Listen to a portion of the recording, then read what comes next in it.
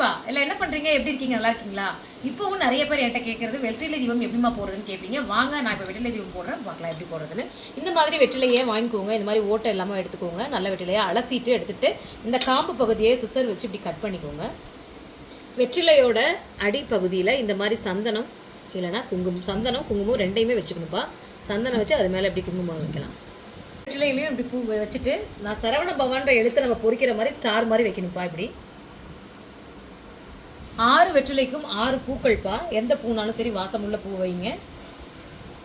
விளக்கு வச்சாச்சுப்பா. விளக்கு கீழே வந்து பார்த்தீங்கன்னா இங்கே மண் விளக்கில் கொஞ்சம் பச்சரிசி 6 நாணயத்தை வச்சு அதுக்கு மேலே ஒரு விளக்கு வச்சுருக்கேன். நீங்கள் மண் விளக்கு வச்சாலும் சரி, பித்தளை விளக்கு வச்சாலும் சரி. இதில் வந்து விளக்கு எண்ணெய் ஊற்றுறதுக்கு முன்னாடி ஒரு ஏலக்காவை போட்டுக்கலாம்ப்பா. இப்படி நெய் இருந்தால் நெய் விட்டுக்கோங்க. எங்கிட்ட இன்றைக்கி எண்ணெய் இருக்குப்பா, நான் எண்ணெய் விடுறேன்ப்பா.